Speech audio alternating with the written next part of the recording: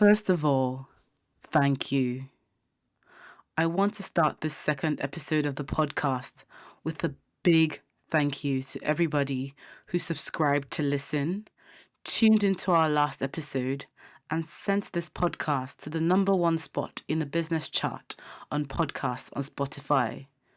I honestly couldn't believe it. When I found out, which was about 6 a.m. in the morning, I jumped for joy for about 3 minutes. Then I refreshed it to confirm that I wasn't seeing things and that it was in fact real. And then I went into a period of reflection over the next few days based on the type of feedback I received from you guys. And it taught me a very, very valuable lesson. And before I introduce this next episode, I would like to share this lesson with you, which is, if any of you is looking to start something, be it a passion project, or you even just want to tell your story to the world, whether it's in a vlog, podcast, or whatever format or medium you're looking to tell your story or to share your passion, the one thing I advise is that you be your authentic, completely honest self. Just come as you are.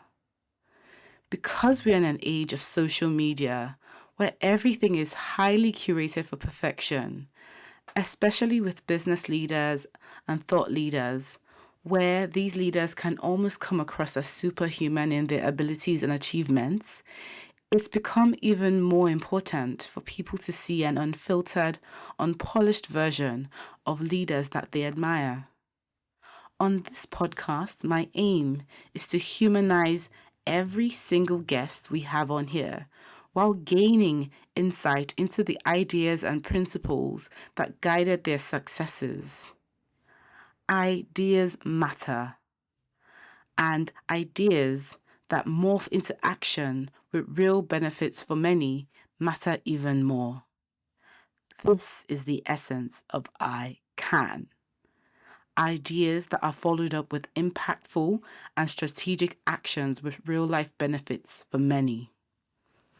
Secondly, I want to give you my promise because you guys sent us to number one and you listened and you gave me your time and attention.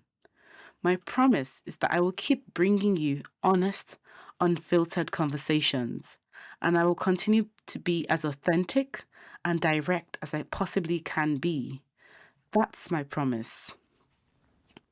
So, without further ado, this is the second episode of the iCAN podcast. I'm Torera, and I have a very special guest with me today. My guest is an infrastructure guru.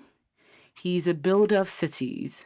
His work and expertise have spanned decades, where he has been involved in the building and financing of crucial infrastructure in different countries in Africa, Europe, and Asia. Some of these projects and infrastructure include the construction of the Bond Street Station and the Channel Tunnel, raising finance for the Calabar Industrial City in Nigeria, the Hilton Hotel in Chennai, a nickel mine in Indonesia, and $300 million finance for a new container terminal in Russia. He has led teams that undertook studies for port projects in West Africa. These include the Benin River Project, the Luba Freeport, the Buchanan, and the port in Sao Tome. Honestly, the amount of infrastructure he has led on or has been involved in raising finance for has been so long, and the list I could keep going on and on. It would take the next 5 minutes for me to finish listing them out. He is currently the CEO of Africa Ports Assets, where he is working to promote and develop the Calabar Economic City project, and he is part of a 40-person council heading up the Ports Subcommittee, a committee that is part of the Nigerian President's Policy Advisory Council on Infrastructure. On this episode, we talked about his background and his journey so far, the power of network, and the importance of common sense, optimism, and tenacity in achieving goals that seem impossible.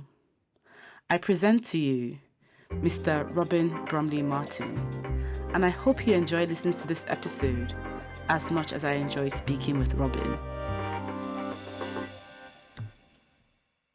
Bizarrely, there's absolutely no history of civil engineering in our family at all. Oh, My father, although he was in the Navy, came from a 500 years of banking family. There used to be a bank called Martin's Bank here in England, that's really interesting. which was bought by Barclays in about 1968 or 69. So that was father's side, and mother was her side were all very musical. So I'm not musical. I'm not a banker. Well, I'm not quite sure where it came from. Yeah, I think it's where the environment rather than the hereditary took, because about 300 yards away along the foreshore, that family in 1971, the Shores, they were all civil engineers, and one sort of got with sailing and mucking around in the mud and digging holes with them, and I think they got me interested in civil engineering. So yeah, so that's how it started, and I've always been somebody. I mean, whether it's working in major projects or building boats, I've built 2 or 3 boats. I just like making things.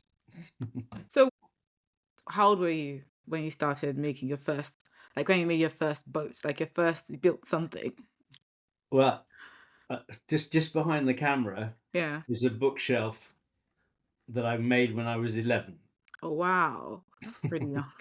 And it's still, So that's a really good bookshelf because it's still here. yeah, it's still here. It's Yeah. still survived, but it's one marriage and I don't know how many times I've moved. I probably moved 10 or 12 times, so it survived all that.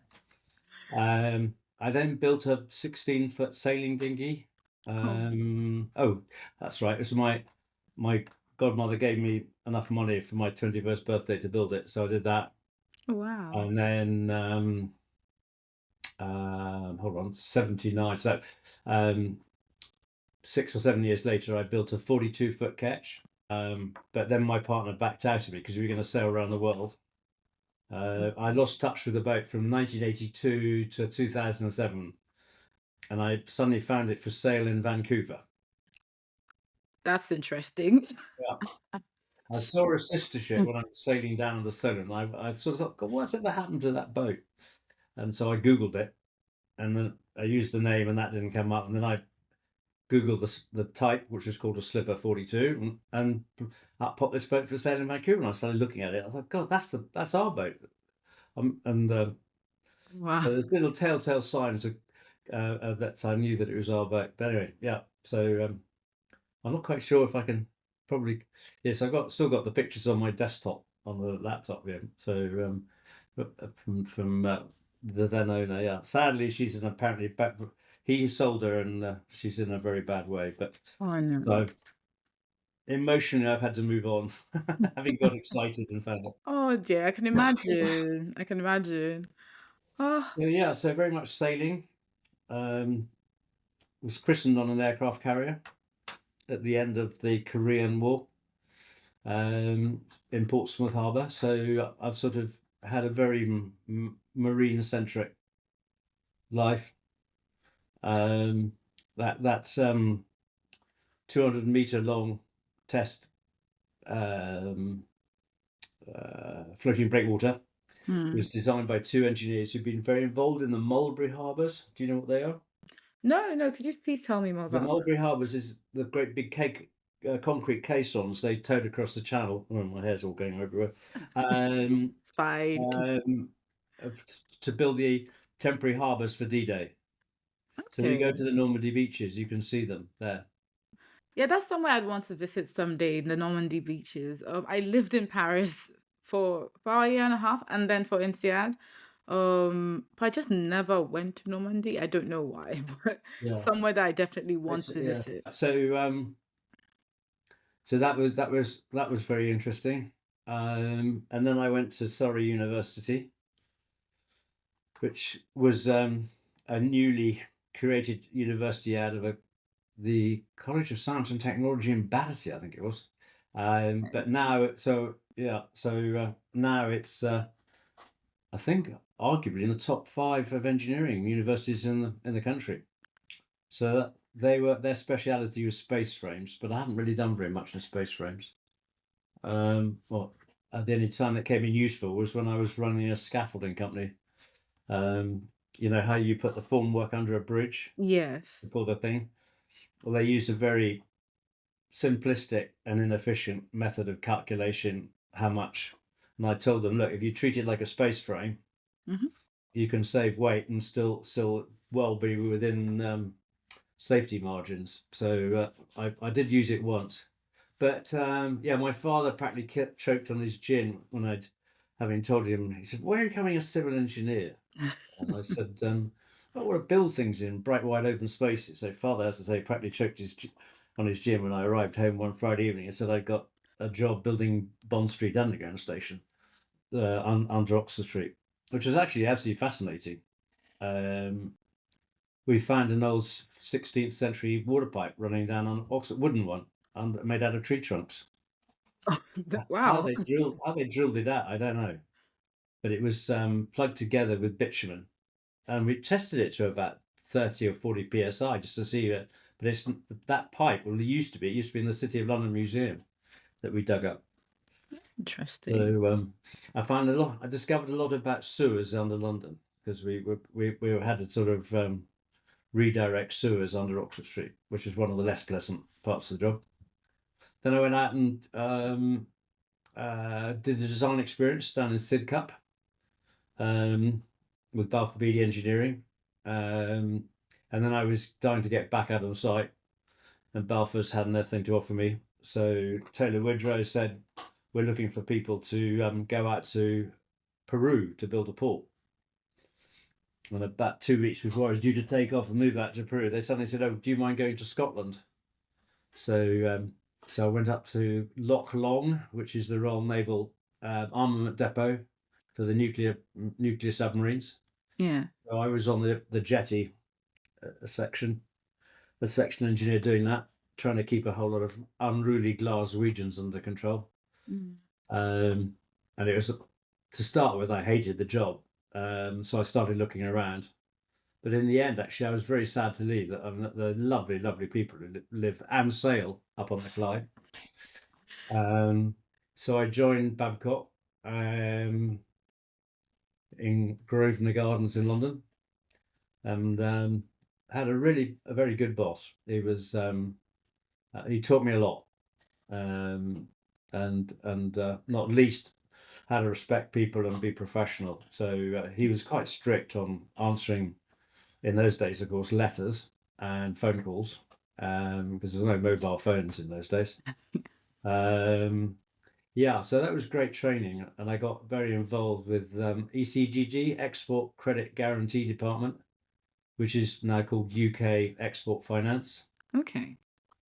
So there were 2 huge coal-fired power station projects, one for Hong Kong, Castle Peak, and one out in Suralaya Power Plant.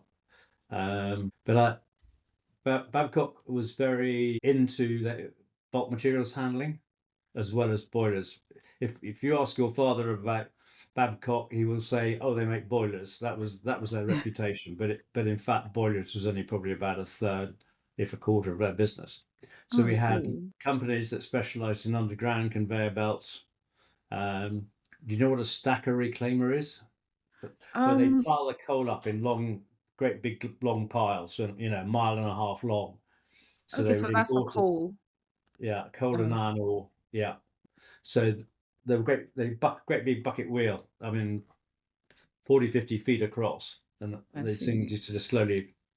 So that So I was the guess sort that of, was used for mining, right? So is that yeah, within the yeah. mining operations? They have even bigger ones for actually digging it out of the ground, but just stacking it Oh, outside a power station or outside a steel mill. They use smaller bits of kit, but they're still pretty large. So there's I got very involved in one project up at Hunterston, which is on the Ayrshire coast. They were going to build a huge steel plant at Ravenscraig in Scotland. And I mean, now when you think that, I think we only produce about 2 or 3 million tons of steel a year in the UK. That was designed to build 30 million tons of steel a year. But of course, it was Mr. Wedgwood Ben got a bit carried away in his the white heat of technology, he called it. So it was a complete white elephant. Never really worked. So there's a big hole in the ground on the coast down at Hunterston now, as a result. Oh dear. Yeah. So then Babcock actually started to have problems, and a girlfriend was at INSEAD, and she's said to me, "Stop whinging, come and do INSEAD. It's great." So she sent me the paperwork, and I filled it in and sent it off. And at the interview, I'd never quite got round to applying anywhere else. So so I remember in the interview for INSEAD, the chap said, "Well, what else have you? Which other business schools have you applied for?" And I said, "Well, I haven't got round to doing it." And he said, "Well, tell me, are you lazy or arrogant?" Oh, that's all. I said, "Probably a mixture of both." But anyway, he ticked my box, so that got me a place at INSEAD, and that was one of the best decisions I think I've ever made. I definitely agree. Funny enough, I only applied to INSEAD when I was applying as well. So when you said that, I just thought, oh wow, that's quite similar. That's one thing to say. But yeah, mine was more out of, I just thought, okay, I really wanted to go to INSEAD. I came across INSEAD when I was in France, working in BNP Paribas at the time. And I just thought, okay, I want to do a 1 year MBA. That was the Mm. first thing. And I thought it was definitely a mixture of a bit of laziness because I thought I do not want to go for 2 years. And then I remember thinking that I really I wanted to agree. go to I school. how you maintain your sanity and your bank balance over 2 years. Exactly. Yeah. That's the thing. I just thought realistically, my bank balance would not survive 2 years. so, yeah. But I suppose actually, the funny thing is, those friends who had been to business school all had been at INSEAD. So Mm, I never met anybody who'd done Cranfield, which was the big UK one at the time. It's uh, rather lost its sheen these days, but yeah. And then actually, a couple of friends had been to one of the done an MBA out, and I can't remember if it was Stanford or Yale or Harvard, or. But I thought that's a 2 year one, like you say. And I came out, and Bechtel had the what do you got it? Promotion profile, yeah. was it called? And they rang me up and said, come round. And I got asked one question, which is, how come you as an old Etonian are in engineering? When I gave him some bullshit answer, I got the job. So I was in a business. So one of the reasons they hired me is because being a civil engineer who'd been involved with power generation, Mm, those are the two divisions of Bechtel that weren't represented in the London office. It was all offshore oil and gas. Well, no, oil and gas, period, not offshore. But inevitably, when I was sitting alongside all the oil and gas people, when they were short of people, I used to get hauled into the oil and gas industry. Hence, Grangemouth and one or two other projects in the oil and gas sector. Because I'd done all that ECGD work, I knew one or two of the banks, and Bechtel Financing Services didn't have an office in London, so they said, "Right, can you be our representative along?" So I actually represented 3 bits of Bechtel in London. So I did the Channel Tunnel financing. mm, Um, uh, that in those days, all the slides had to be 35 mil slides, and the artwork had to be done by hand. And so they appointed a new chief executive the day before we were due to start all the bank links. So I was up to about 3 o'clock in the morning working with the graphics department, oh wow. changing law. Um, And I kept saying to them, you're signing blank checks for the contractors, and this is a very critical bit that needs addressing worldwide, and that is that the contract that the British contractors were using to dig the Channel Tunnel, that the no one really had, excuse my language, the right to kick anybody's backside. Yeah, they had no sanction for bad performance. Yeah, Mm. so it was sort of all supposed to be frightfully gentlemanly and British. Do you know what I mean? Yes. And then I'd been banging on, but I was interacting quite a lot because we were helping them with the fundraising. And then one day the phone rang, and they said, and I had a suspicion what it was about, because clearly Channel Tunnel was all in the news because they were running out of cash. Yeah. And this chap said, "Oh, I knew quite well." He said, "Robin," he said, "I'm going to have to eat humble pie." And I said, "What's that?" And he said, you were right. But I need a favour from you." And I said, "What's that?" And he said, "We've been told by the banks we need to get a project manager who's capable of sorting the mess out. No. You know, how quickly can you get a team together from Bechtel?" So I knew vaguely what we did, how we did. So I said, "Look, I'll tell you what, we'll have 25 people in your office tomorrow morning. We'll fly them tonight, and I'll have 100 by the end of the week." He said, "You sure?" And I said, "Yep, I'll sort it out." I've always been good at the bullshit. So I rang up one of my bosses in San Francisco, and I said, "Stu, you're not going to believe this. We've got them. We've got the contract." And he said, "Shit." I said, "Yeah." He said, "I wait till I tell you what I've told them we can do." And he said, "Oh, for fuck's sake, Robin."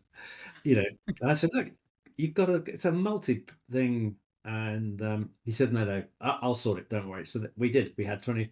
They landed at 6 o'clock and went straight to the Transmanche offices and started work. And that was what Bechtel got Bechtel into the rail business in the UK.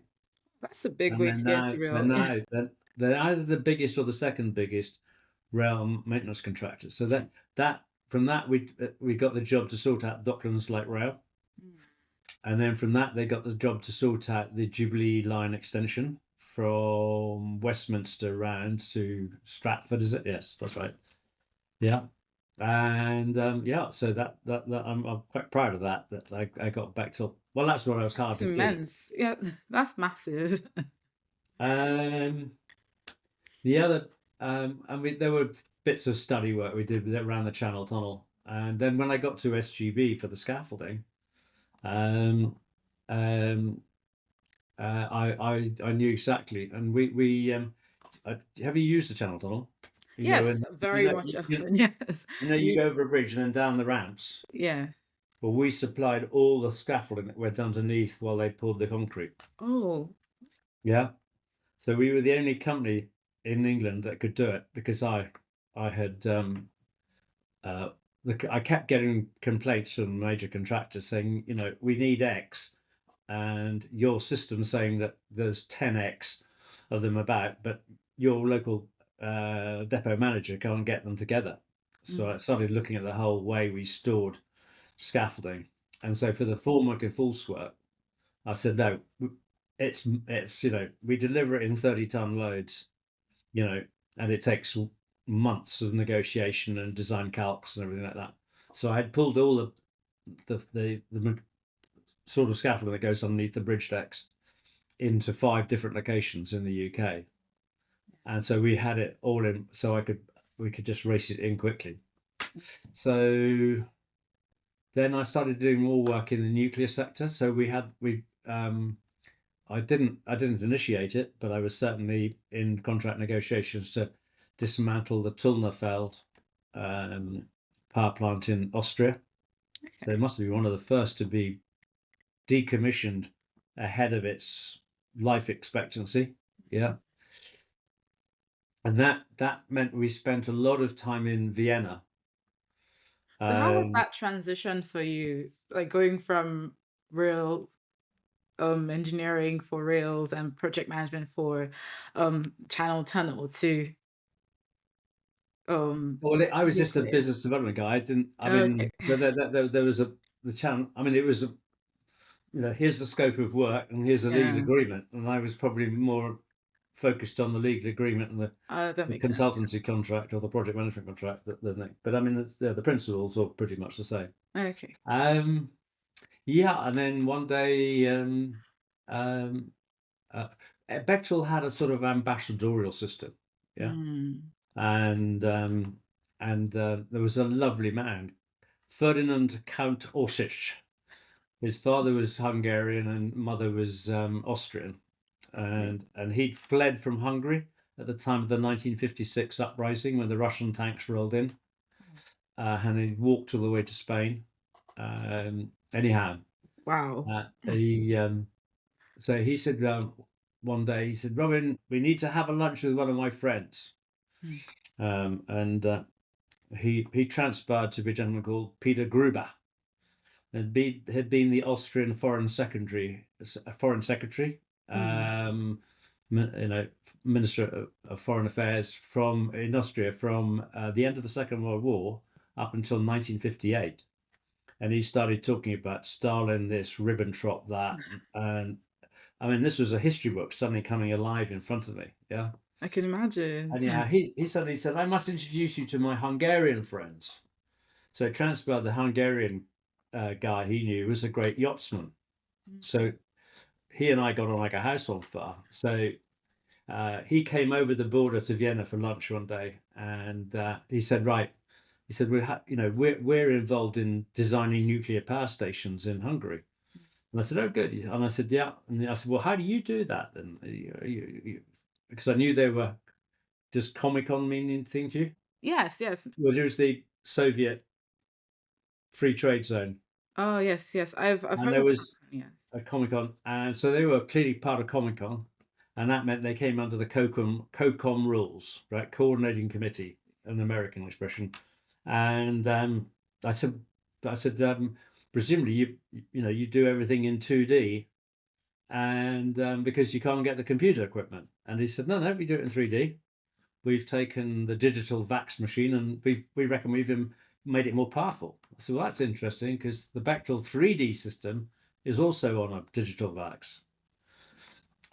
Anyhow, about 2 weeks later, I got a personal letter from the Minister of Industry in Hungary demanding a presentation in London of our 3D system, which was completely against the law. Yeah. And So so I rang up my boss. this was towards the late 80s or Yeah, later that'd be 86 or 87. yeah, Yeah. okay. So before the Berlin Wall came Well, down. okay, yeah. So I rang my boss and he just said, "Oh God, Robin, how the hell do you do it?" He said, you know perfectly." I said, "I didn't offer it." And he said, "I'll tell you what, ring your mate Bill." And Mm. he's about my age. And Bill had just been assigned to the Washington Exec Office, which was Bechtel's sort of lobbying office in Washington. And if I don't, it's before your time, but the president of Bechtel um, um, had just been made the Secretary of State under Reagan. Yeah.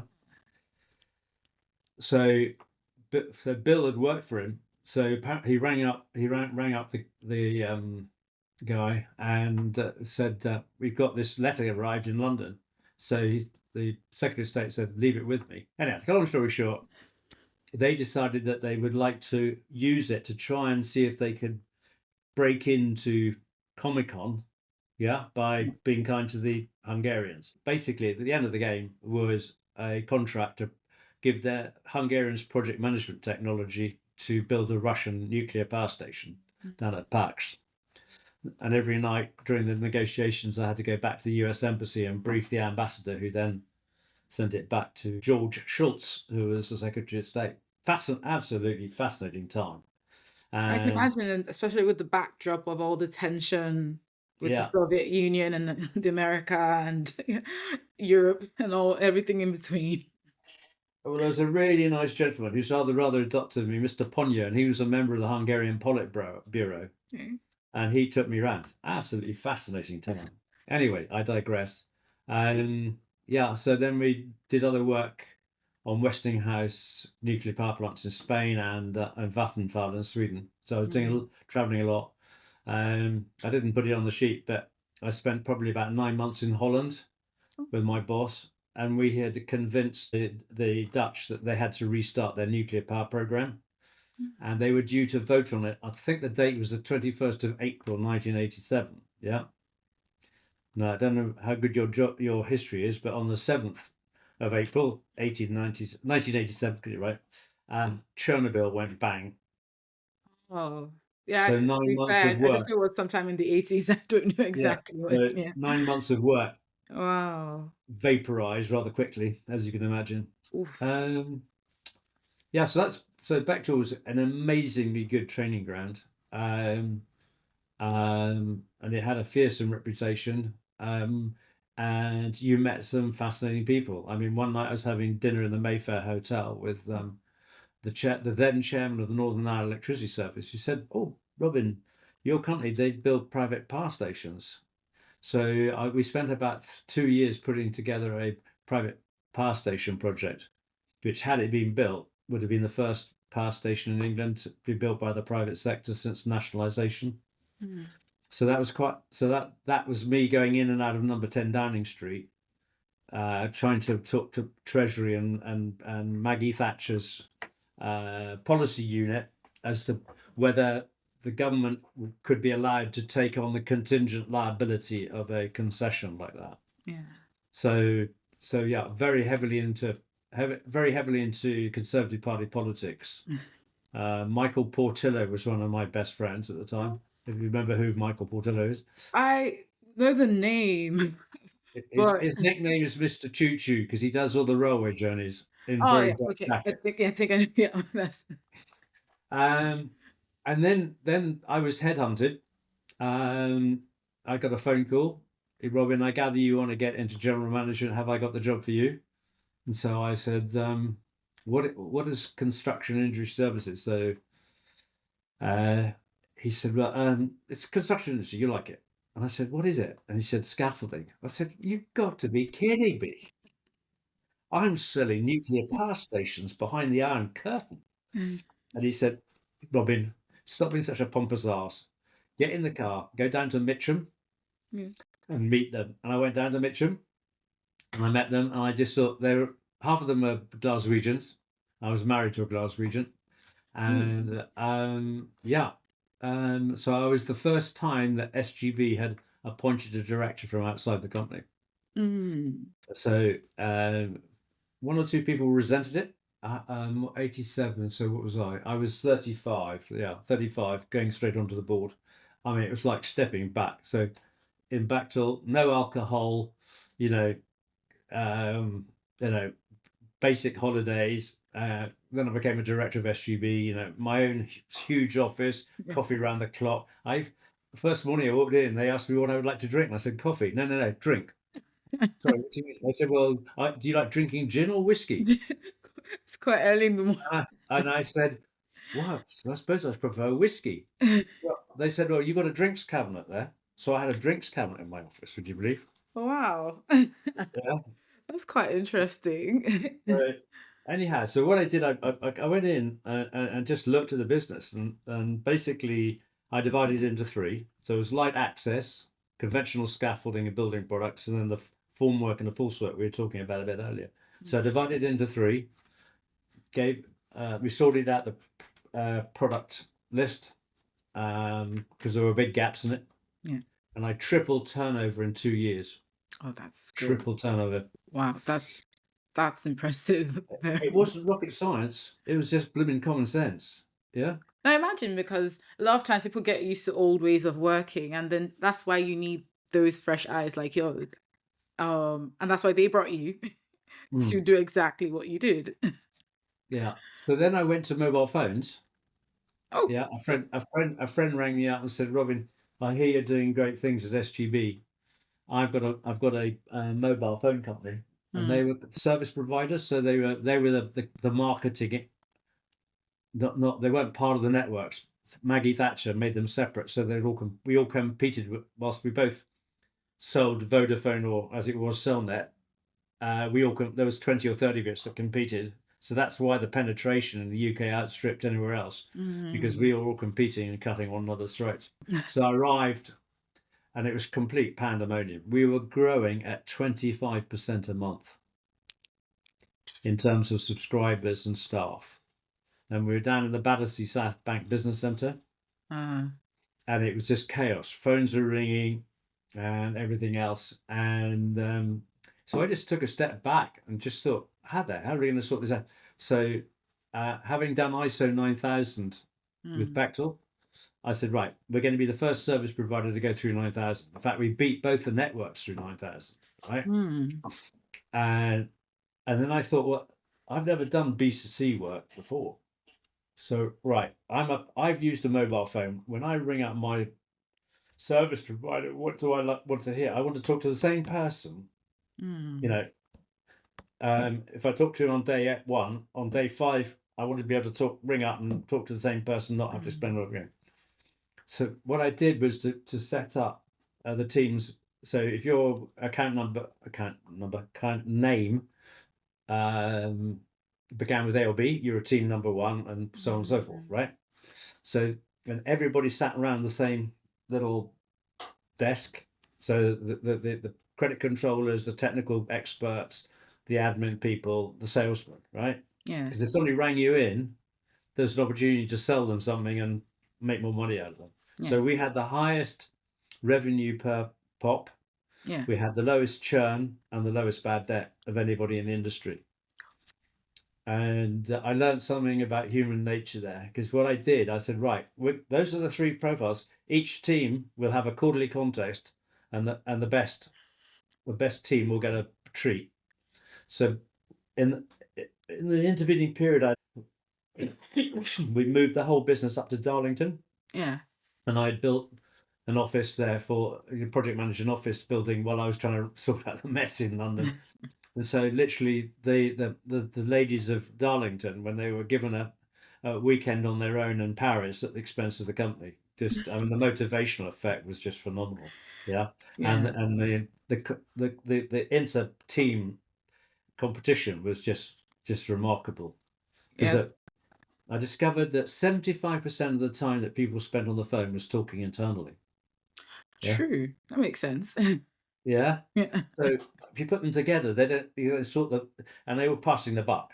But when you put the responsibility and the staff understand the objectives that you're going for, by God, you can motivate people. Anyway, then Millicom hit the buffers, not the parent company back in the US. So they were going into Chapter 11. So we were sold to Hutchison Whampoa. So they didn't need a chief executive because they already had one. So then an INSEAD friend heard about it, and they had an interest in instrumentation business. So I went and sorted that out. That then got taken over as well, so I lost my job. But SGB saw it in the newspaper, so they rang up and said, "Will you come back?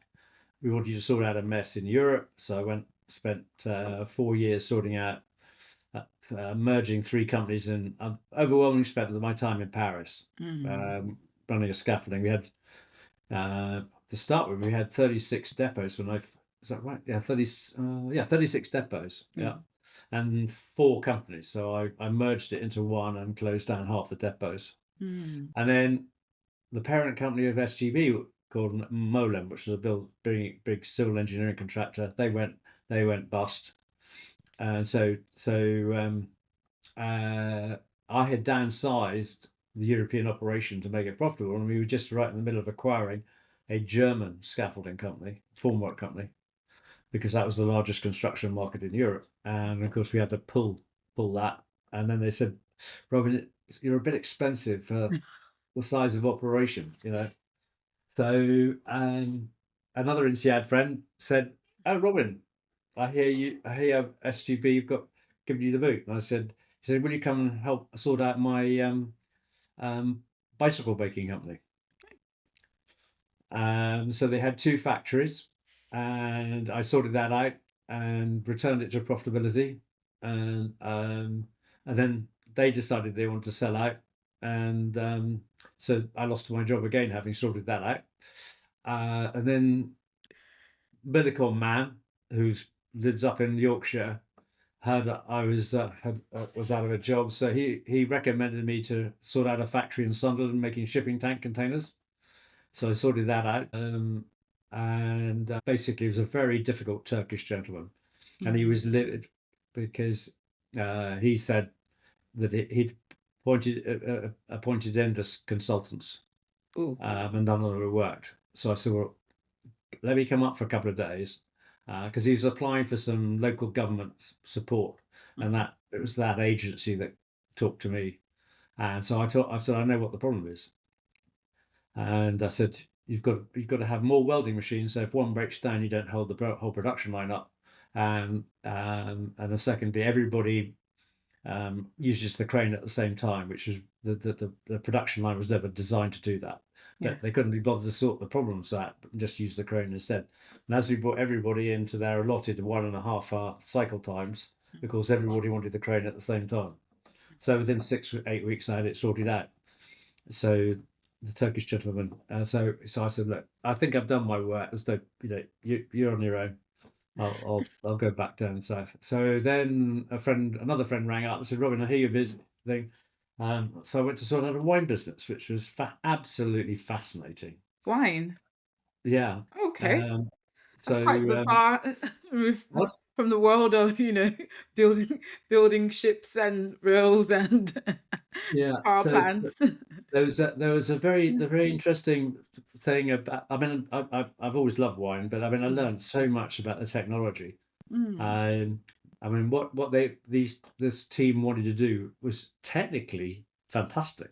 mm, In other words, you can take old vines on crappy ground, and actually, if you cut 2 out of the 3 bunches of grapes off back in May, you mm. can make much better wine, and then buy oak barrels of this and brandy barrels of that. You can make it, and it was all targeted for Robert Parker and his accreditation team in the States. So yeah, but that went bust because it just the financial viability didn't work. So then another friend, sailing friend, said, "Would I go up to Seattle and set up a company to put internet access into aeroplanes?" Yeah. And so I was living the .com boom for 3 years, traveling around the world. But we raised two of us, my sailing friend and I, raised over $100 million to support it.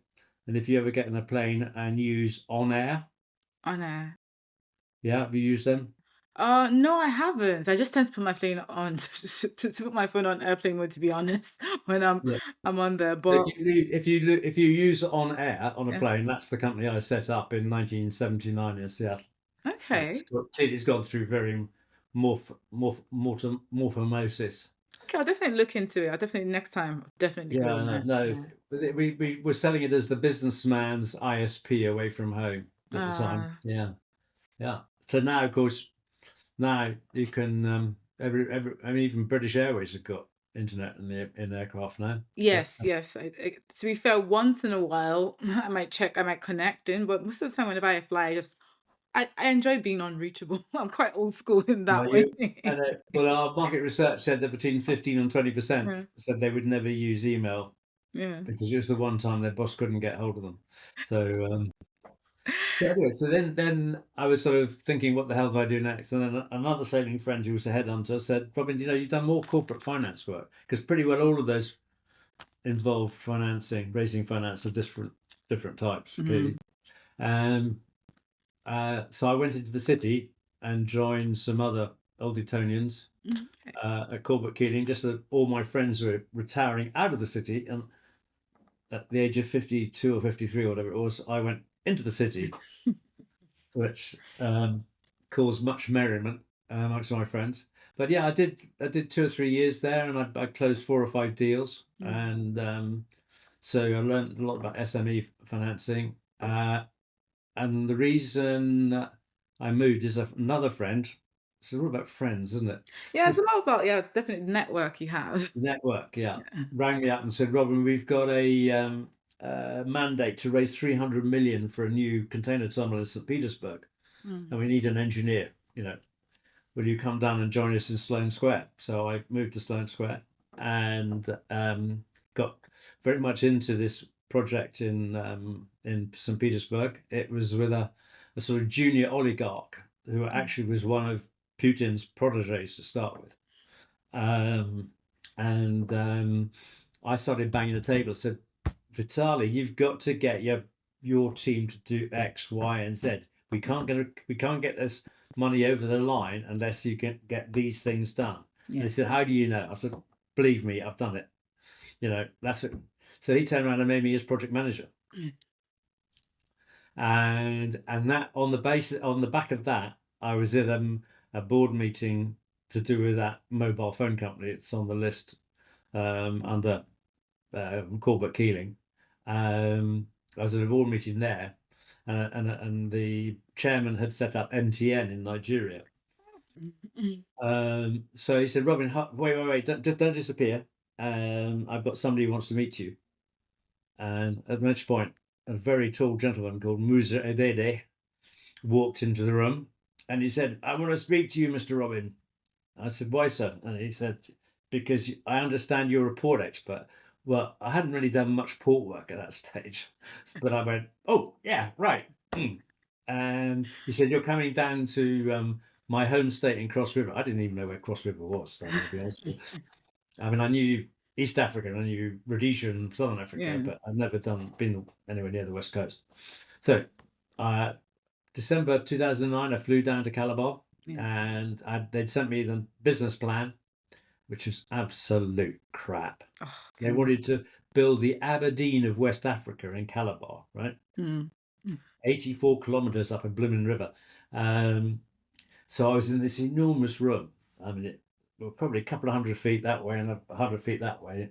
And the next thing I knew, it was filling up with Nigerian, all dressed up in their regalia. And I turned to a very anglicized client called Io Ekbo beside me. I said, Io, you sure we're in the right place? I thought we were meeting the governor in his cabinet meeting room. And he said, Robin, no, I have to explain. You don't understand, you Brits. You don't understand African democracy. I said, right. And he said, you Brits, you got your bloody rulers out and you drew straight lines across Africa and carved it all up with little knowledge of, ethnicity or anything like that. And he said, and then you put all your sort of regional administration and your governors and the states. He said, but what you don't understand is it's these gentlemen here who tell the boys on the street how to vote. Yeah, that's the African democracy. Very good lesson.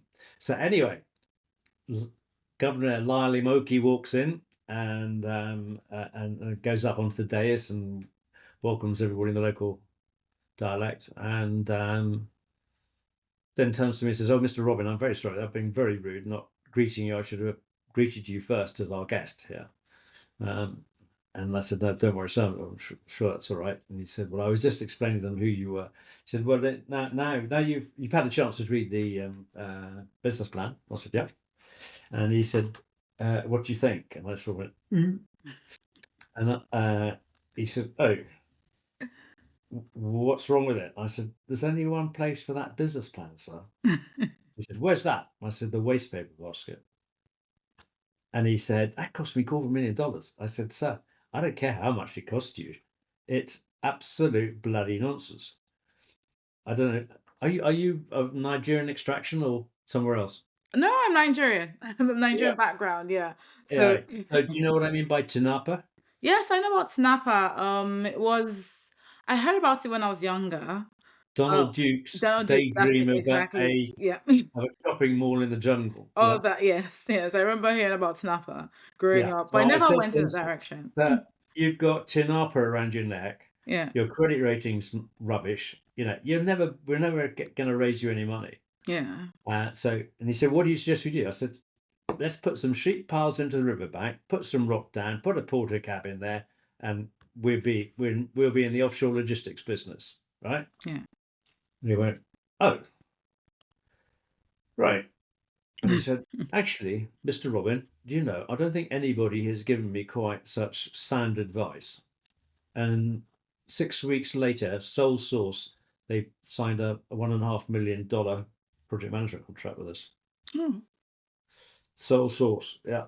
And so I must say I got on very well with Lale Moki. I used to sort of have to charge up to Abuja or Mm. if he was there and brief him and everything. Yeah, so we did all the front end engineering. We did the master plan. We did a sand survey in the river to make sure there's enough sand there to do the reclamation. We did the EIA and got federal approval for that, et cetera, et cetera. And he then put it This on was hold. during Obasanjo's time, Sorry, I'm say guessing this again. was during Obasanjo's time or before or No, it after? was after OBJ. Just It was after after OBJ, OBJ. yeah. So it was Yaradua.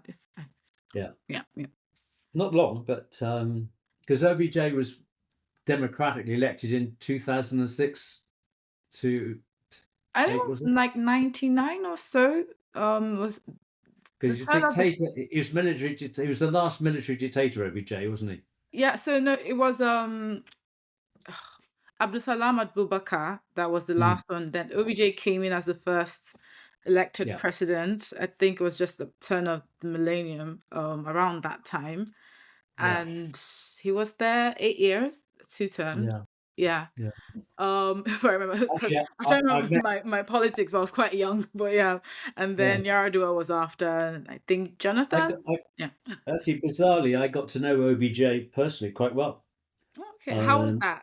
How did you find him? Because I know everyone has well, different.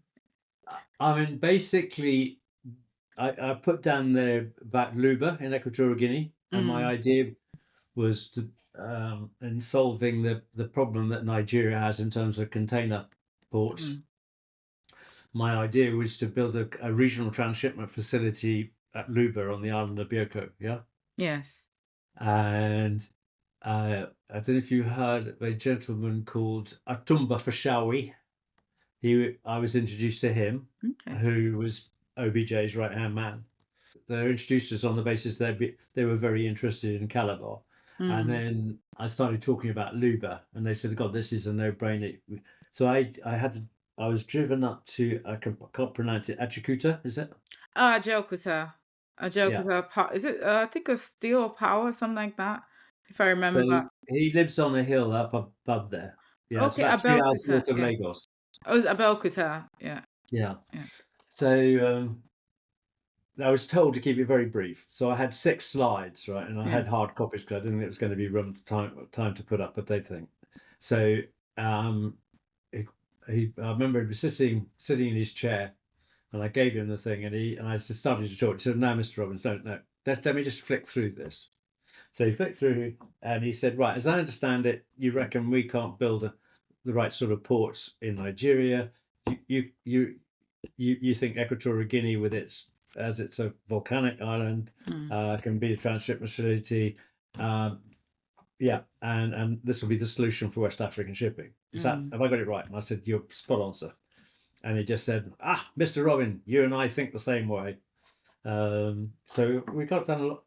But I mean, OBJ, I used to get him, I mean, 2 or 3 times I got a phone call from Otumba saying, "OBJ is flying into London. He wants to see you this evening." And I'm talking to you from the Isle of Man. Yeah. So I literally had to drop everything and book a flight and race down to the airport. And I used to go and see him in the Hilton Hotel in Park Lane. Yeah. Oh, So, okay. and I've still got several letters from him, actually. I was, but he's sort of rather faded from the scene. Yes, Yeah. it's like there's a new group of politicians now Yeah. just doing their own thing. I don't know if I got it here or not. Anyhow, no. So he used to send me very nice letters saying, "This is great. We like this and everything else." I think Yes, thought it was OBJ was quite renowned for his written, he did like his written word. Like for example, I know that during the last election or so, he used to write open letters to the public as well yeah. in Nigeria, stating his opinions, his thoughts, what he wanted, his hopes, how he was working But for yeah. I think the great thing about OBJ was he didn't always make the right decision, but he Mm. always made a decision. Yes. Yeah. Yes, exactly. So he was very decisive in that sense. Um, yeah. So yeah. Um, I got to know quite a lot of the senior PDP people as a result, Mm. which clearly is not terribly useful at the moment. Um, um, and in the meantime, Governor Ayadi had become the governor in Cross River, Yeah. and one of Otumba's, how should we say it, favourite goddaughters, he used to, I think, refer to her, was Ayadi's girlfriend. Mm. Um, so through the girlfriend, we signed an MOU with Ayadi in 2019 to take over as promoter developer of the Calabar Economic City. Oh. In the meantime, one of my partners is a gentleman called Dr. Ayo Igudaro, and I know the name. um, I know. I've heard of Dr. Ayagudaro. his wife Adiba is a very powerful financier. She worked for a big infrastructure fund called Actis in London. Okay. So he then introduced me because he comes from Benin City, Edo. Yes. So he introduced me to or us to Godwin Obaseki. Yes. Okay. So we did a lot of work on the Benin River port. Mm. We were doing work with Gabriel, the number 2 son in Equatorial Guinea. Mm. So we did, as you can see from that briefing I put together, we did a lot of consultancy work whilst Mm. trying to move forward with Calabar. And as a result of signing the MOU in 2019, one of my friends was luckily made the chief executive of something called the Technical Assistance Facility, which is part of the Private Infrastructure Development Group. Mm. So we got $1 million out of them. And that's what we've been using for the last few years to redo the master plan, Mm. revalidate the EIA, et cetera, et cetera, et cetera. So we're out looking for 2 million right now just to finish off and hopefully start work on site this time next year. Okay. How's that looking? Is that looking like positive that you're on track to getting Yeah, that done? yeah. So yeah, we were talking to a company called InfraCredit last night, Yes. who work very closely with InfraCorp, Yeah. my friend Lazarus Angbazo. So yeah, hoping to merge the Calabar Free Trade Zone with the CEC. So we're Mm. selling it as a development rather than a separate greenfield project, if you get what I mean. It's Okay. expansion, Mm. which people seem to think is a bit more palatable to funders.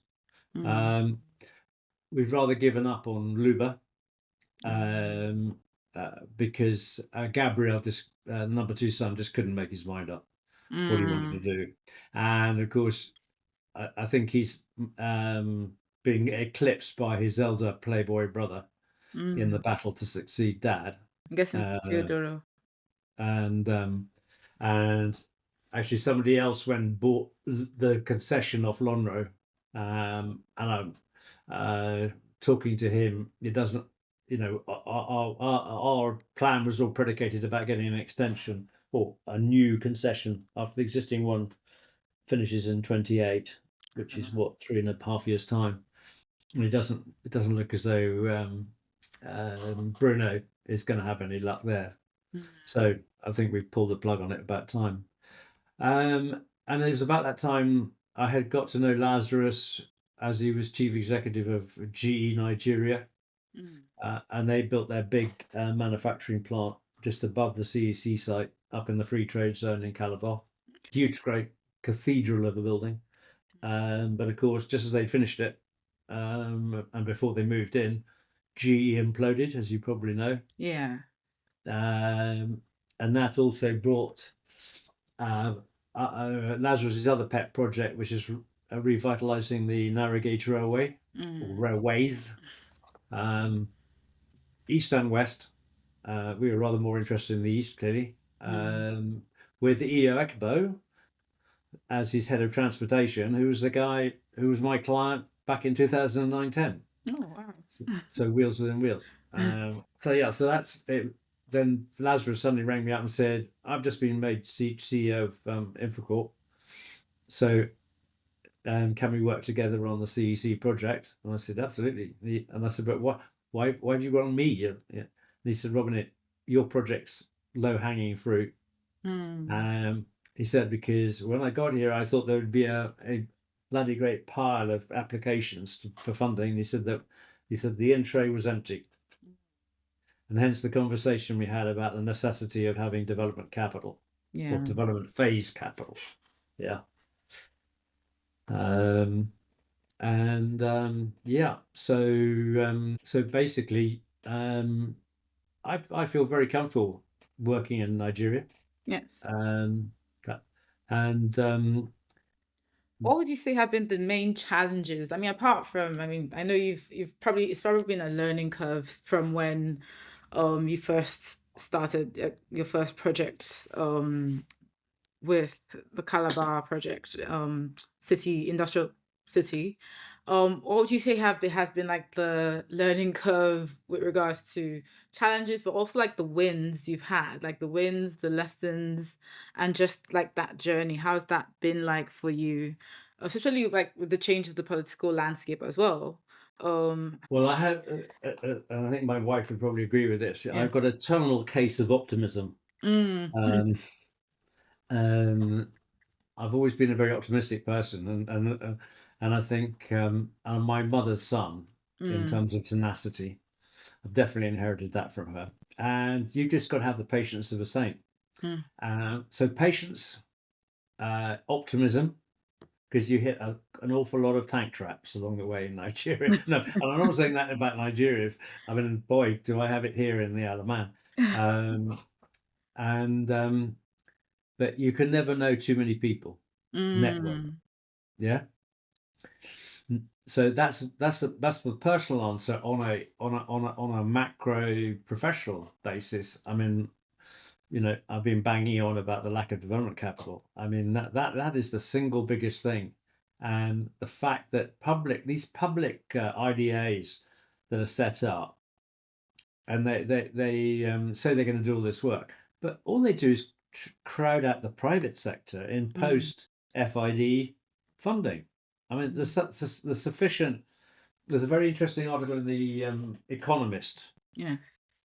about the risk profile of sub-Saharan Africa, actually, and there's some Mm, points in there that there's no shortage of private capital, mm, absolutely no shortage at all, but the private sector will not take the development risk.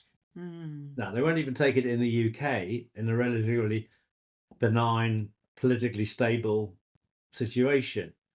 But when you come to Nigeria, everything's multiplied by a factor of 2 or 3. Yeah. Yeah, and so for the political risk in Nigeria, I mean, if I'd been running a corporate organisation, I'd have probably given up 10 years ago Mm, pursuing Calabar.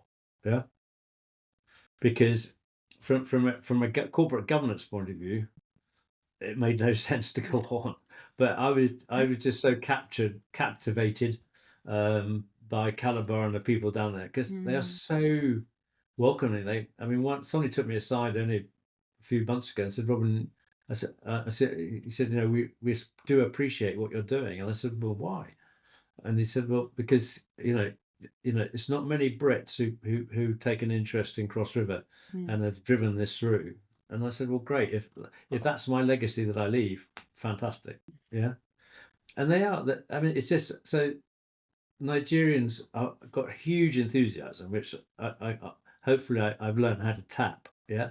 mm, And yeah. I mean, there's frustrations left, right, and centre. But anyway, we'll see. I think we had a really good call with InfraCredit yesterday, mm. and I think we might just get that 2 million. If we get the 2 million, then we're off to the races. Oh, hopefully. I'm Mm. betting on it because I also do have I'm very optimistic, and that's one of the reasons why I chose to pronounce this podcast as the iCAN podcast, basically pushing forward the optimism of actually just telling yourself Yeah, that you so can do something.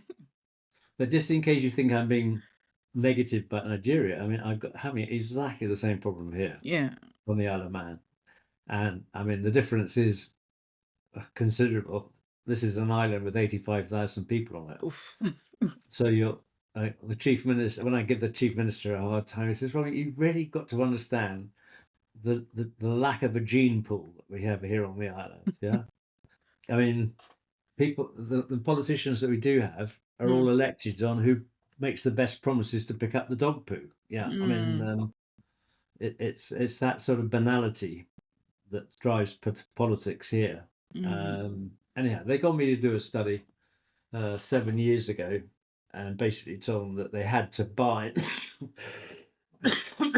the Island Ferry Company off some really shitty ex Goldman Sachs boys. mm.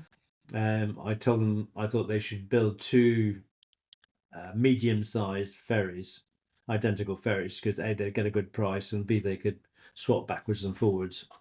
And they went out and built a socking great cruise liner, and it's so big, and the harbours, both on the island and on at Heysham in Lancashire, are so small that Mhm. I mean it's blowing just about gale force winds at the moment outside, and it Oh, can't go out because they don't dare get it. They say they can't guarantee they won't clonk some bit of the harbour. I mean, they drove the other day when it's blowing hard. They drove it into the link span, which is wow. the ramp bit, yeah, and that's been out of action for 2 months.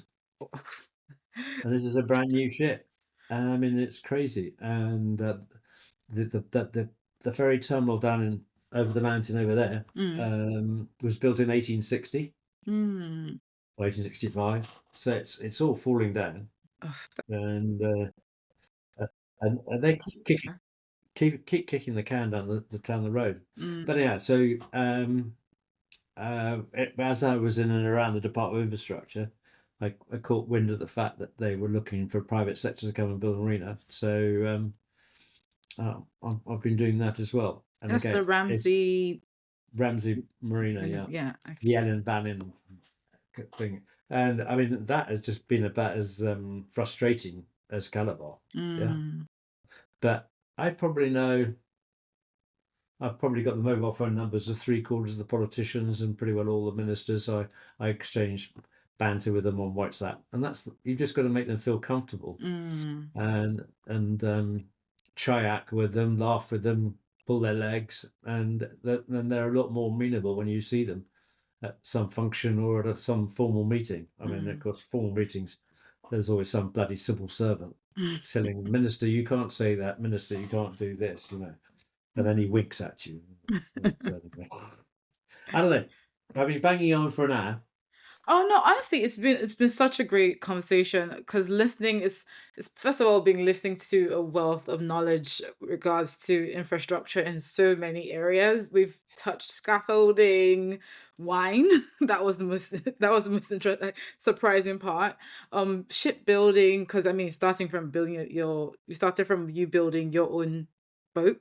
Um, and just the journey you've gotten to up until now, you're building marinas and cities. So you've gone from being a boat builder to a city builder, which is massive as well.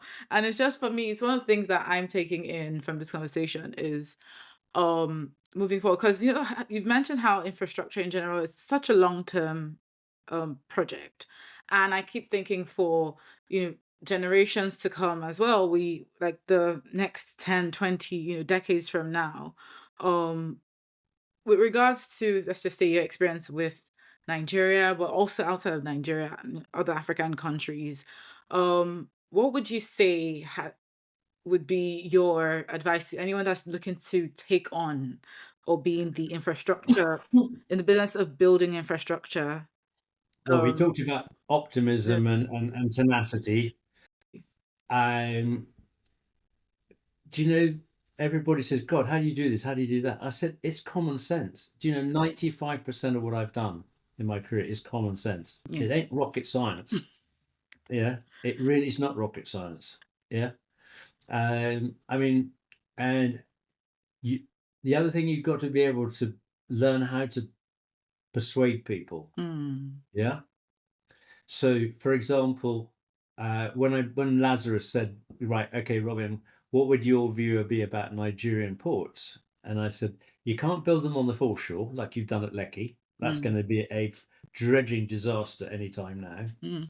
You can't build them in estuarial situations because look at Bonny, look at One, look Mm. at Worry. You've got huge. I mean, Bonny they keep at 12-meter draft, yeah, Mm. and they've got two dredgers going around the clock at 12 meters. Oh, wow. Now, the modern 24,000 container ships draw 21 or 22 meters. They need 25 meters of water.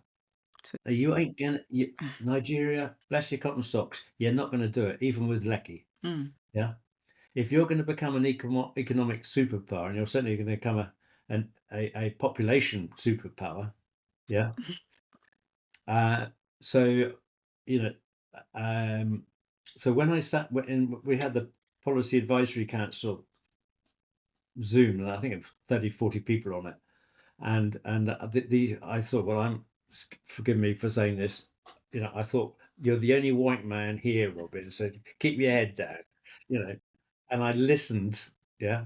And the civil servants were on the call were arguing about the width of the road outside the Papa terminal, right? And eventually I couldn't keep my tongue in my head, and I just said, "Forgive me, you know, Nero fiddles while Rome burns." And they said, "What Yeah. do you mean?" I said, "Well, it's," I said, "You know, that's all should be operational stuff, which should have been sorted out a long time ago, right?" They said, Yes. "Well, what do you suggest?" I said, "Well, look, just do a bit of benchmarking." Yes. And this is where common sense comes into it. If you Mm. benchmark yourself in West Africa or in Nigeria against Europe or in North America Yeah. and ratio that against population, you should have 50 million containers a year of total capacity. Mm. And they said, "Well, how much have we got?" I said, 1.25. That's not even Now, up to 10%. now with Lecky, in theory, you get another 1.8. So now, in the last 15 months, the capacity is, in theory, increased to 1.8 by 1.8 to 3. Mm. Yeah, but Nigeria's bringing 8 or 9 million containers in and out, and 3 are coming through Nigerian ports. Mm. Yeah, And we're meant the to, other, ideally, yeah, when it gets to 50. yeah. So the other 5 or 6 comes through Lomé or Cotonou, somewhere like that, or even Abidjan. Yeah, and then you've got trucking 2 or 3 thousand kilometers across West Africa, going through multiple jurisdictions, each with its own customs issues. Yeah, Mm. and there's no rocket science to that. There is the roadmap, excuse the pun, Yeah. and and it's, to me, it's It's common sense. straightforward. Yeah. Yeah. Yeah. And if you look at, and the other problem West Africa's got is, if you look at Maersk and MSC, Mm. yeah, they control 80% of West Africa's container terminal capacity. Mm. 80, right? It's a duopoly. Yeah. If you add in oh, sorry, I beg your pardon. So, and they've got 65 of the shipping capacity. Ooh. Yeah. So if you add in CMA, the other French company, Mm. they control nearly 90% of the shipping in and out, right? So this is Facts. what I say to Lazarus: you've got to introduce competition. Yeah, I mean, Yes. it's not rocket science. I mean, Mm. and you know, if they build the super port down in Bakassi, for example, which is a complete and utter waste of time. I mean, I've actually visited the site, and I've spent 3 or 4 hours of ground on the mud there. Right, Yeah. that's how well I know it. um, they'll just put it out for tender, Yeah. right? And MSC, which bought Bolloré, and Maersk, APMT, Mm. and they will pay over the odds to maintain their duopoly. Yes. And I mean, we know that there are people that are willing. But if you talk to people like Hapag Lloyd, right? Mm. Hapag Lloyd would, Costco, people like that would Mm. dearly love to operate into West Africa, but they know perfectly well that if Maersk ships will Q barge, Yeah. at APM terminals, and when MSC ships come, they'll go to the front of the queue in MSC terminals. They know that. Yeah. So to them, it's a hell of a commercial risk to try and compete when you're using your competitors' facilities. That's true. I mean, none of that's rocket science, is it? Yeah, definitely. Definitely. Yeah. It's all common sense. So, But anyway, there we go. yeah. But I think, yeah. So I would say in the Nigerian context, there's far too many different agencies. They're all over Europe. And quite honestly, I have much respect for Mr. Tinubu and what he's doing. I mean, to stop the petrol subsidies, I know created a lot of political hoo-ha, but it had to be done. Yeah. You couldn't go on as it were. And I think clearly Dangote, when he starts producing decent amount of product from Lekki, that'd be good. But I mean, what's it? Is it there's 36 or 38 ministers? Yes. And they're all, where does the Ministry of Transport and the Ministry of Blue Economy start? Yeah. Exactly. It's just too much being spent on government. Then you've got the ICRC, yeah, Yes. and BPE. Hmm. Those two are overlapping, right? Yes. And but the crazy thing, you've got all these federal agencies, but a governor can overrule them. So I mean, the problem is what I call governors, vanity projects. Yeah, by Elsa. Bakassi's Bakassi, I'm probably going to regret having said this, but Bakassi's a complete vanity project. Firstly, for IRD, I couldn't believe my ears when O2 said he was picking it up and running with it. It just won't work, in my view, because they'll never be able to dredge the river out. Yes. So. Oh, definitely. So, yeah. What you said makes so much sense because it's a case of like the state government overriding the federal government, who then is sort of back and forth and nothing really ends up because infrastructure is such a long-term thing. You need continuity, you need investment, you need all of that. And as governments keep But changing. yeah, and that's the trouble. 4 years is too short to do anything in a modern environment, especially when you're talking about infrastructure. But you see, you've got the NCDMB, then you've got the NNPC, and then you've got the Minister of, Ministry of Oil, Natural Resources. oil reserves or whatever Yeah. it is. Yeah. So I mean, the overlap, the contradictions. I mean, it's a complete minefield. Which brings me on to probably the last point I want to make, and that is the British government have done it now, and that is to set up a single point of contact, a single department that can override all the other departments, right? Yes. For inward investees, like I would classify us as, yeah. Yeah. I mean, if I hadn't got involved networking so much in Nigeria, one would get nowhere. So if Nigeria or any other, I mean, the same here on the Isle of Man, we're having the same discussions here. So it's not a Nigerian issue alone. Is how do you market the island to attract people in the first place, and then once you've attracted them, how do you manage them? I mean, I've worked out that even on 85,000 people, we have got 37 points of interaction in government. 37. Wow. Yeah, 37 people who've got to make a decision as to whether we build a marina or not. Any one of them could stymie it. And I don't think the number is probably a little bigger in Nigeria, if one's true. Yeah, but I mean, the same principle applies. Yeah. Anyway, on that happy note, I'm going to let you go. But yeah, I hope I was just amused. the last thing, definitely, just one last statement was, one thing I've really enjoyed is, tenacity, what you said, the advice you've given, tenacity, positivity, good old common sense being used.